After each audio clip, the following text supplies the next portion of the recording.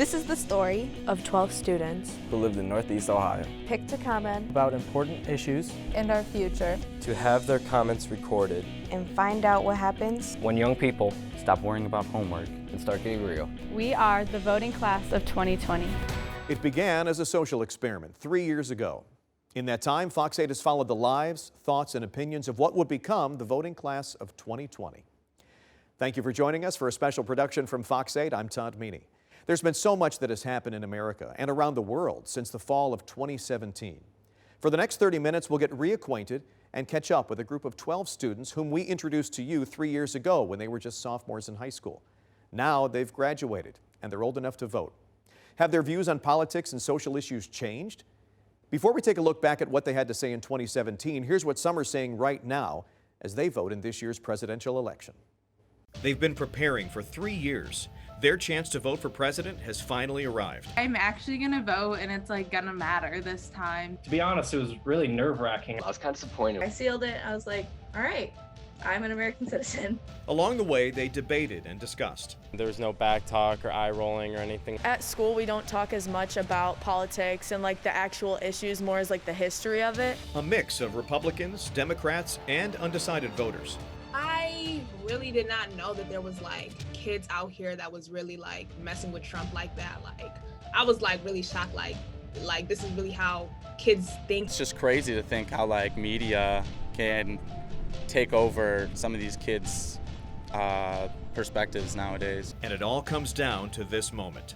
Finally, we get to see it all come to an end and see the voting process turn out. We began this project in November of 2017 with 12 area students, all of them not only trying to navigate high school, but also trying to figure out where they fit into today's world. And at the time, we asked them about issues that were top stories in the news: gun control, NFL protests, and North Korea, issues that are still being talked about now. Here's what the voting class of 2020 thought when we first met them. In 3 years, sophomores from around Northeast Ohio will be eligible to vote in the next presidential election.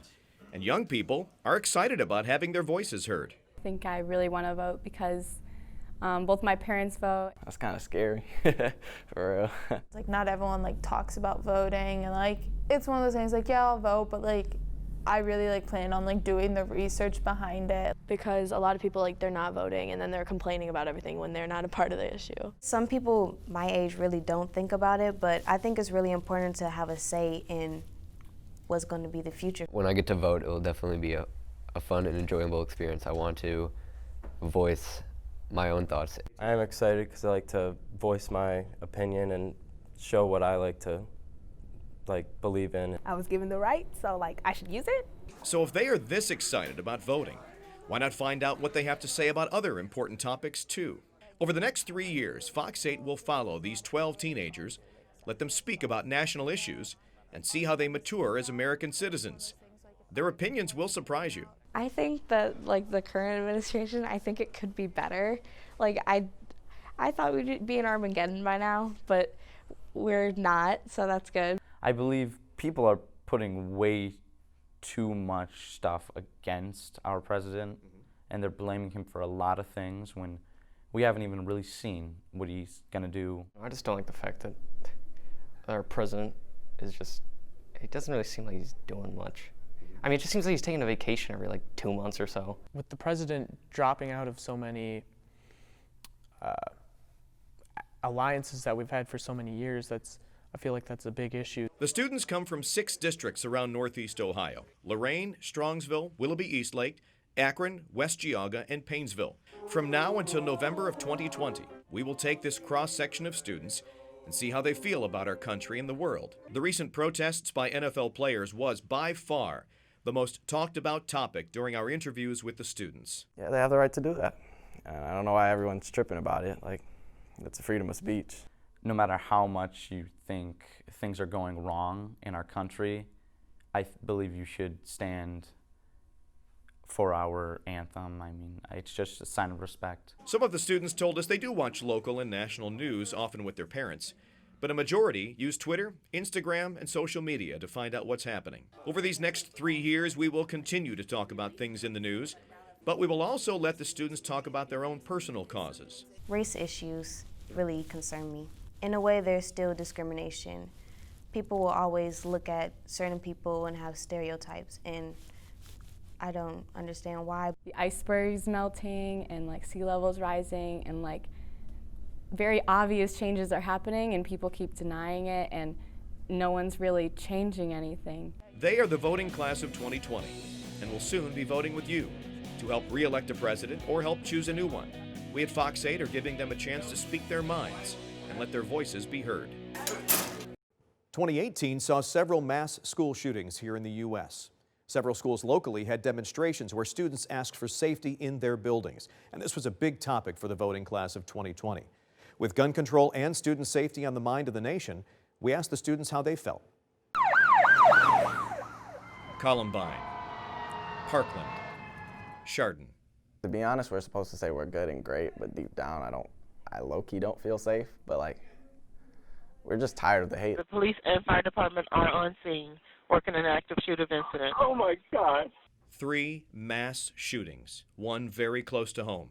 I think stuff like the Chardon shooting showed people like it could happen in your town, so like more kids got more serious about it and everything. The murders of high school students have led to walkouts, meetings, and protests. One shooting should have been enough. We gathered our panel of 12 sophomores from school districts across Northeast Ohio to see if all the training and security have made their schools safer. It's the suburbs. Like, I don't really feel like anything bad is gonna happen. Maybe I'm just naive, but I'm not scared. The fact that this has to run through our minds like every day, that it's a possibility, is really sad and should be changed. I do feel safe. I think that they put in a lot of work to make sure that everything is like secure. Enough is enough. Things need to change. Several area schools held walkouts in March to support the students of Parkland, Florida. The turnout was not as good as I'd expected, but it was still powerful to see. I mean, we had to do something. I don't know, we just can't sit back and just let another shooting happen like we have for the past like 20 years. We asked the students about school resource officers patrolling their halls. At Willoughby South High School, Officer Popick has given the students some peace of mind. When the thought of Parkland came up, it was the resource officer that like didn't come in, and like I don't think for a second that Officer Popick would do that. Like I think he would definitely come in and like he would do anything for us. Like he's awesome. As a baseball player, Tyler Weber and his team can be in and out of the building at Riverside High School in Paynesville. He likes knowing they have sheriff's deputies securing the entrance. I feel safe. I mean, we have a deputy here, which is, I know not every school has, which is pretty big. We actually have like 3 deputies here, which is pretty good. Every school we went to had some form of security, whether it be having to buzz in like at Akron Firestone, or armed security officers in other districts. Some students think there are other ways to help, like at Strongsville High School, where they decided kindness was the answer. Our principal, he actually like introduced like instead of like walking out, like doing like acts of kindness instead, and like for the victims, you know, to just create like unity in the school. While the students were afraid of potential danger, it was very interesting to see that they weren't as focused on regulations or policies as they were on the mental state of their fellow classmates. And they thought focusing on that problem might be a better way to stop potential violence. There's likely very few people who don't know who Governor Mike DeWine is after months of news conferences and discussions about COVID. But in the fall of 2018, when the governor was running for office, he was not as well known to the voting class of 2020. At that time, we asked the students if they could identify the candidates running for office. Here's how they did. Renacci, Brown, DeWine, Cordray. 4 of the big names in Ohio this midterm election. But are they getting their message across to young people?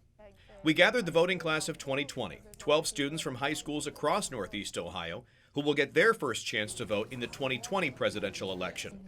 We've been following them for over a year and decided to check up on their political knowledge. We first asked them about the midterm elections and why turnout is usually very low. In school, they teach you that the presidency is the main thing that you're supposed to focus on. When it was Donald Trump and Hillary Clinton, like they knew who they were talking about, but like Sherrod Brown, who's that? To be honest, no, that's not what's trending right now, to be honest. It's not as important as like the presidential election, so they don't really care. They're like, oh, we'll do it during the presidential election, we don't care now. I think a lot of it comes down to lack of knowledge on the topic. So we decided to check their knowledge of the candidates. It went, for the most part, as you'd expect for 16-year-olds. Richard Cordray. Those are just names to me. Nope. Mike DeWine. No. Heard the name, don't know what he's going for. However, about a third of the students did know the candidates, specifically Senate candidates. Sherrod Brown. He's our current senator, right? Jim Renacci. Running against Sherrod Brown. Sherrod Brown. He's Senate. Sherrod Brown. Yeah, I've heard of him. Then we showed the voting class photos of the candidates we just asked them about, and not one could put the name with the face. How about that guy? Nope. I seen that picture, like around Akron. I mean, there's a few names that stick out, but it's more so like the pictures that are completely like, I have no idea.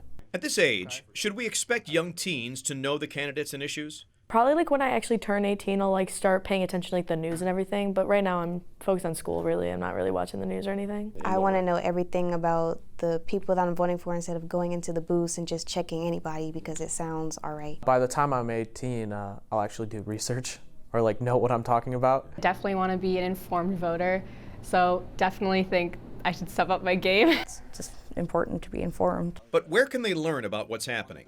Most of the students felt that school districts should play a larger role in preparing young people to vote in their first election. Anything that I know about the elections come from school, because that's where I spend most of my time. But that's more so just for seniors, and the seniors don't even take a history class. So it's kind of like, what are you supposed to do? They could like talk about the issues, but I don't think people would really take it like serious. They would just laugh and like we would argue and they would get off track. And I actually want to learn and like talk about it instead of just like what we're doing now. That will work. I remember this. No, really, I'm excited. I get excited about these interviews because none of my friends like to listen to me ramble about stuff like that. These are young minds, excited to learn.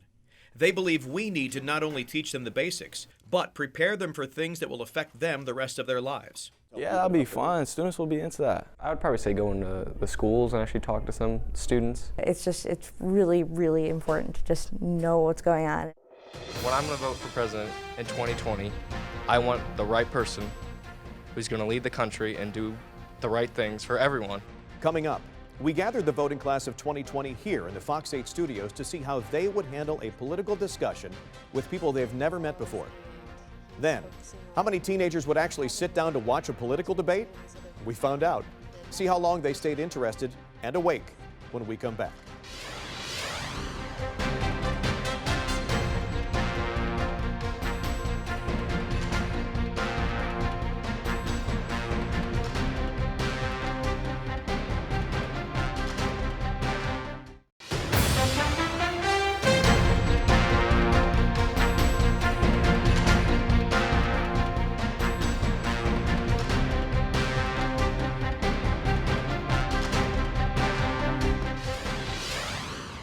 At the halfway point of our time with the voting class of 2020, we felt it was time to get them out of the classroom and into a real-world environment. We brought the students here to the Fox 8 studios for a frank discussion about politics and the issues they would need to know about going into the 2020 election. I do basketball and soccer. We gave the voting class of 2020 a taste of what real-life political discussions are like by putting them all in a group to have an honest town hall forum about their views on politics. Who wants to talk first? Because I didn't want to talk first because I was like kind of nervous about it. Some were nervous. I kind of wish I would have talked more because I think I only talked like 2 or 3 times. Others didn't mind taking the mic at all. More women running. In February of 2019, the voting class was halfway through their junior year. Who's going to lead the country? They were still forming opinions on real-world issues, and at the time, there was a lot of talk about the border wall with Mexico. Like America's supposed to be like the land of the free, and like we're building a wall to keep people out. America's supposed to be a melting pot. I disagree with that, you know, having a wall would like take away the idea that we're like this peaceful melting pot place, because you can't just like have that. Like you have to, like going along with Joe said, like stability. Like there has to be like a price you're going to pay for the freedom, and it's monitoring like who's coming in and out. When you know someone's political views going into a conversation, you kind of like change how you word things or like what you actually like open up to believing in. Luke? So it was super cool going into that because I wasn't like concerned about what any of them like thought about like me or my views. When you hear people's political views, you think of them as like the political views. So meeting them in person and being able to talk to them really kind of put like a background to the view. For some students, the town hall was a moment of discovery. That not everybody in your age group thinks the same way. I really did not know that there was like kids out here that was really like messing with Trump like that. Like I was like really shocked. Like like this is really how kids think. Yeah, like I'm thinking we're all about to be on the same page, but we were not. That was really fun hearing, sides from other people's point of views. And it's just crazy to think how like media can take over some of these kids' perspectives nowadays. We did not all share the same views, and like that was totally fine. It's like we kind of just respected each other's opinions. The discussion was honest but civil, and the students seemed to enjoy getting their feet wet when it comes to political talk. Thank you. It was a big step for the voting class of 2020. I was told by several of them how their government classes in high school didn't always focus on current politics. Many felt these types of discussions would be beneficial to students. In November of 2019, there were over a dozen Democratic candidates vying for the nomination that Joe Biden eventually won. We discovered that not one of these students had ever watched a political debate. We brought them together for one of the first Democratic debates to see what they thought about the process.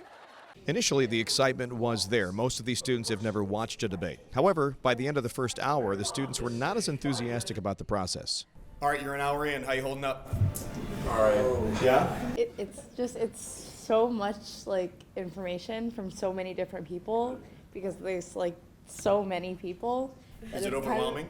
Well, yeah. Over the course of the next 2 hours, as the debate bounced from gun violence to the opioid crisis to women's reproductive rights, the students perked up. They were a bit confused by the process, though. They thought it was going to be more about each candidate's policy instead of the candidates talking about each other. The attacking of the different candidates kind of seems out of place. It should be more professional. I don't think Elizabeth Warren's doing too hot. They're all kind of ganging up on her. And the lady from Minnesota. Klobuchar. Yeah, Klobuchar. She's doing pretty good. Just really getting some good points in there. It's going okay, This personally isn't really my side, but it's nice to see another viewpoint. Because it's like something I've thought about my whole life, and like now it's like here, and I'm like, okay, like I'm actually gonna vote, and it's like gonna matter. The voting class of 2020 have made their decision. Coming up, after early voting, we'll see what they liked about the process. Did they vote absentee or in person? And what were factors in their decision? The answers in just a moment.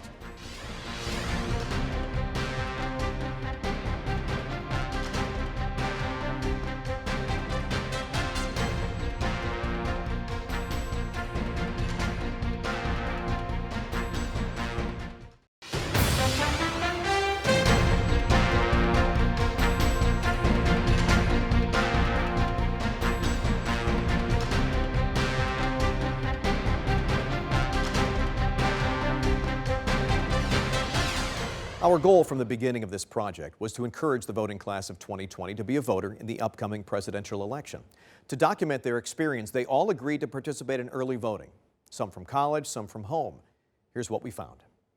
It's all come down to this. As I was filling it out, I was like, I'm really doing it. Like I'm voting. It's super exciting. It's making me kind of nervous, especially because there's a lot of like controversy about absentee ballots. I don't exactly know every single step, but hopefully it will just be an easy process and I get things done.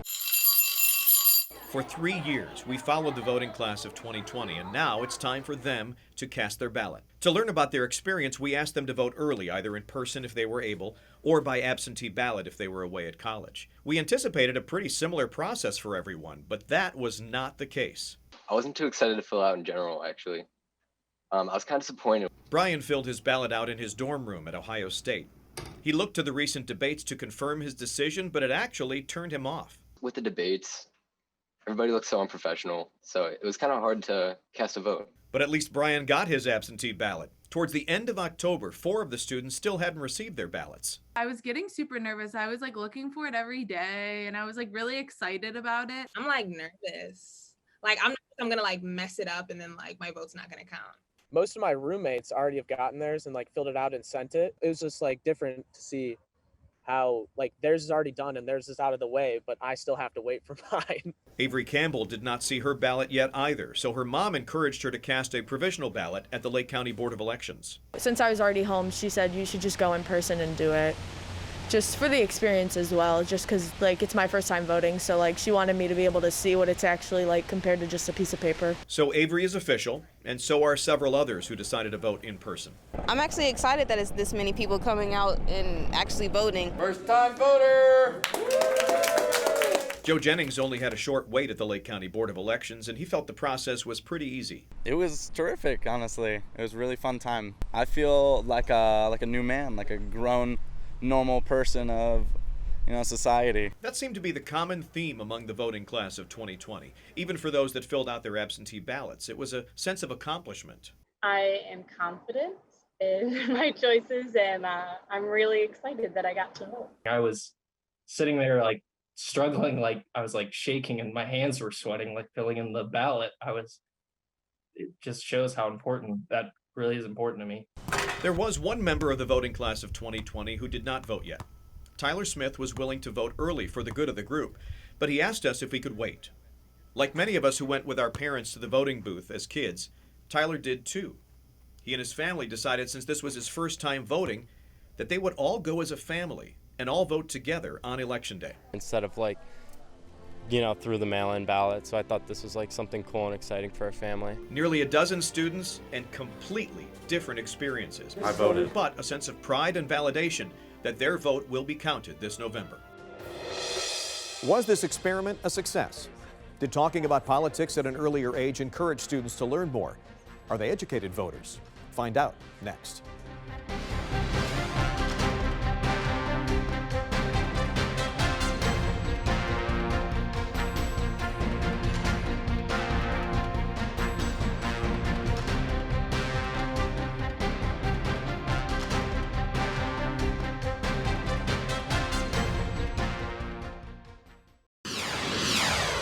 This is the story of 12 students who lived in Northeast Ohio. picked to comment about important issues in our future To have their comments recorded and find out what happens. When young people stop worrying about homework and start getting real. We are the voting class of 2020. I have a lot of respect for and was very impressed by these young men and women. They volunteered for a project not knowing exactly what was involved or how much extra work that they'd be required to do over a 3-year period. So, did they all see this political discussion as beneficial? We asked them what it was like to be a part of the voting class of 2020. I think it's been a great honor. I really had the privilege to, have my opinion voiced on TV. That's really cool. Not a lot of people get that. I felt kind of famous. I was like, oh my gosh. Oh, I saw you on TV. I'd be like, oh yeah. I'll be on TV sometime. We've had a fun but educational time with the voting class of 2020. Back in 2017, when we first met, the students were definitely excited to be on TV, but also a bit nervous about trying to say what they thought we wanted to hear. I was super nervous that I wasn't going to know anything that you guys were asking. As we continued to meet with the voting class, the students not only gained knowledge about the political process, but they gained some confidence in themselves and helped develop their own ideas about politics and life. 3 years to now, it affects my life so much more, especially like being at college. It's like I kind of am like my own person now. Before this, I wasn't really into politics, so this kind of helped me, bridge the path to getting into politics and, being an adult and like actually talking about these issues. I definitely learned a lot about myself and a lot about others. So I think that was the best part about it, having the before and after. 3 years ago, I definitely had a lot of different views than I do now. Now I know what this whole process is like, and like I know which issues to focus on, and I know what matters to me. I think it's been like one of the cooler things I've ever done in my life, just because it's something different that not many people ever get to do. I've just followed politics a lot more, and I'm more belief driven about it. I don't think I would be I don't know. Maybe I still would have been, but I don't think I would be so socially aware, so politically aware had I not done this. It was big in my family and my household, like a big push to vote.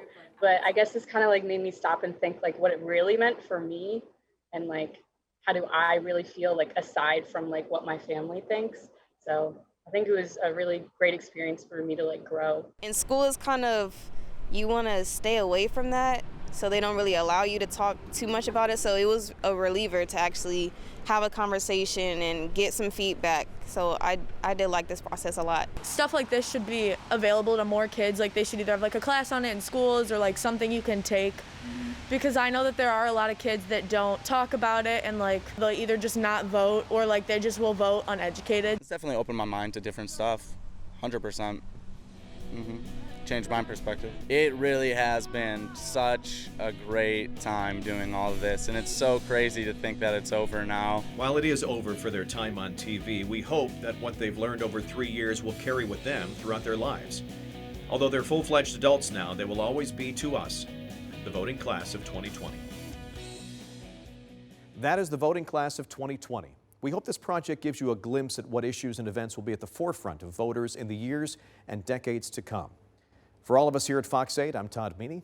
We thank you for joining us this past half hour. Don't forget, no matter who you're supporting, be sure you vote now and in the future. Good night.